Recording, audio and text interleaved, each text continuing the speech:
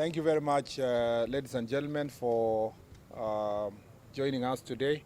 We are in Tharaka County, here to assess the issues that affect Wananchi on matters of security and service delivery. This is our second day in our three-day tour of the middle part of Eastern region. And we're happy we've just had a security briefing meeting and meeting with the elected leaders. And just like I spoke yesterday in Meru, the key challenge for Tharaka County in terms of security is the land question, which is a problem that is repeated all over the country, but every part of the country has its own unique challenge. And for Tharaka it is the same problem that was raised in Meru, which is the land bordering Tharaka and Meru County. And a lot of it is to do with land ownership, lack of titling in some places, double or triple claims to land in some of the places. And this issue has been persistent for so many years. We have a commission that was established by Parliament. Its report is there. We have also many other initiatives that have been done locally with the different administrations. And I think that this issue, we must navigate it in a wise way with the involvement of the local community to find a lasting solution. I think that is really the major problem in Tharaka County, land issue and land titling. So part of the problem is going to be resolved by Ministry of Lands giving titles to landowners, and then the rest of the problem is by resolving disputes that are existing between individuals and either who have claim to the title vis-a-vis those who are actually physically occupying the land. So those disputes need to be navigated in a very wise way to avoid inter-community fights. On the other hand, we have also issues related to human-wildlife conflict. As you know, this county also borders Meru National Park, and therefore human-wildlife conflict is being managed by the Kenya Wildlife Service, and we are happy that they are engaging the community, and a lot of effort is being put towards compensations, and we just want to listen to Wananchi to see how to make it even more, to make it prompt in terms of resolving that problem.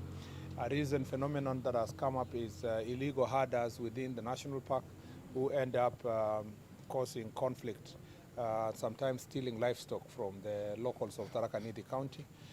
Again, we are working very closely with KWS to flush out illegal herders who come into the national park and take advantage of that opportunity to steal livestock from the local farmers from this county. Other than that, there is also a resurgence of illicit brew and second generation alcohol. There are some of which are brewed in homesteads, and we have an ongoing crackdown. We just need to upscale it, and I'll be listening to the chiefs and assistant chiefs to see why they are unable to nip this problem in the bud before it becomes a problem that requires national attention, because the systems that we have should be such that the response must be prompt and must also happen in every locality. So the question is, maybe we will be looking at the relationship between the chiefs, the assistant chiefs, and the enforcers, the police officers who are involved in enforcement. As you know, we've just rolled out Ngapu. That's the National Government Administration Police Unit, and that will also enhance the capacity of the administrators, whether it's chiefs, assistant chiefs, or the assistant county commissioners, to be able to respond to such challenges promptly, having at their disposal enforcement officers who they can work together to make sure that law and order is maintained in every part of our country. Until then, we just need to make sure that the existing security architecture led by the OCS in every police station across the country are doing their job, working together with the chiefs and assistant chiefs to make sure that we do not have to have a national campaign or a national crackdown on alcohol and drugs. It should be everyday duty of the law enforcing officers to make sure that the country is safe. Otherwise, relative to many other parts, this is a very wonderful place to live in. A lot of, the scale of the challenges, unlike other parts where we have raids and banditry and so forth, here in Tharaka, that is really what is affecting us. Those are now the pertinent issues that are going to be raised. As you can see, I'm accompanied by the 2 DIGs. And usually during the meeting, based on the discussions we have, some problems are resolved immediately because the officers in charge or the officers responsible for these dockets are here. And so questions of strength, questions of compensation, when it comes to the wildlife issues, we have the Kenya Wildlife represented in the meeting. And as I said, sometimes this was the message we got from Kitui, Makueni, and also here sometimes there is an inordinate delay in the release of funds to compensate people who have been affected by the human-wildlife conflict. And so some of the reports, even though it doesn't touch really with our ministry, because of these security concerns, we are able to forward it and engage. And that's why you see the KWS representative is sitting with us in the meeting to make sure that these issues are escalated. On the specific issues of strength, transfers, those are very key specific pertinent issues. And based on our conversations, sometimes we are able to remedy the situation.